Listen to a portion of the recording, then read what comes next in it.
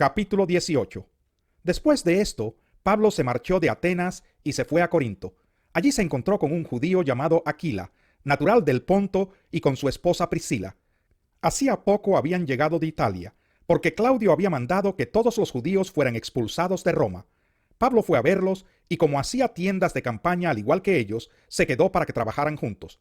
Todos los sábados discutía en la sinagoga tratando de persuadir a judíos y a griegos. Cuando Silas y Timoteo llegaron de Macedonia, Pablo se dedicó exclusivamente a la predicación, testificándoles a los judíos que Jesús era el Mesías.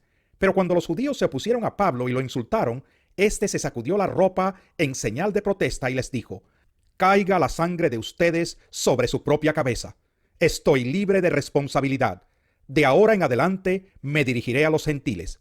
Entonces Pablo salió de la sinagoga y se fue a la casa de un tal Ticio Justo, que adoraba a Dios y que vivía al lado de la sinagoga. Crispo, el jefe de la sinagoga, creyó en el Señor con toda su familia. También creyeron y fueron bautizados muchos de los corintios que oyeron a Pablo. Una noche el Señor le dijo a Pablo en una visión: «No tengas miedo, sigue hablando y no te calles, pues estoy contigo. Aunque te ataquen, no voy a dejar que nadie te haga daño, porque tengo mucha gente en esta ciudad». Así que Pablo se quedó allí 1 año y medio, enseñando entre el pueblo la palabra de Dios. Mientras Galión era gobernador de Acaya, los judíos a una atacaron a Pablo y lo condujeron al tribunal. «Este hombre», denunciaron ellos, «anda persuadiendo a la gente a adorar a Dios de una manera que va en contra de nuestra ley». Pablo ya iba a hablar cuando Galión les dijo: «Si ustedes los judíos estuvieran entablando una demanda sobre algún delito o algún crimen grave, sería razonable que los escuchara. Pero como se trata de cuestiones de palabras, de nombres y de su propia ley, arréglense entre ustedes. No quiero ser juez de tales cosas». Así que mandó que los expulsaran del tribunal. Entonces se abalanzaron todos sobre Sóstenes, el jefe de la sinagoga, y lo golpearon delante del tribunal. Pero Galión no le dio ninguna importancia al asunto. Pablo permaneció en Corinto algún tiempo más. Después se despidió de los hermanos y emprendió el viaje rumbo a Siria, acompañado de Priscila y Aquila. En Cencreas, antes de embarcarse, se hizo rapar la cabeza a causa de un voto que había hecho. Al llegar a Éfeso, Pablo se separó de sus acompañantes y entró en la sinagoga, donde se puso a discutir con los judíos. Estos le pidieron que se quedara más tiempo con ellos.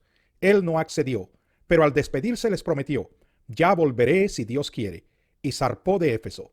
Cuando desembarcó en Cesarea, subió a Jerusalén a saludar a la iglesia y luego bajó a Antioquía. Después de pasar algún tiempo allí, Pablo se fue a visitar una por una las congregaciones de Galacia y Frigia, animando a todos los discípulos. Por aquel entonces llegó a Éfeso un judío llamado Apolos, natural de Alejandría. Era un hombre ilustrado y convincente en el uso de las Escrituras. Había sido instruido en el camino del Señor y con gran fervor hablaba y enseñaba con la mayor exactitud acerca de Jesús, aunque conocía solo el bautismo de Juan. Comenzó a hablar valientemente en la sinagoga. Al oírlo, Priscila y Aquila lo tomaron a su cargo y le explicaron con mayor precisión el camino de Dios. Como Apolos quería pasar a Acaya, los hermanos lo animaron y les escribieron a los discípulos de allá para que los recibieran. Cuando llegó, ayudó mucho a quienes por la gracia habían creído, pues refutaba vigorosamente en público a los judíos, demostrando por las Escrituras que Jesús es el Mesías.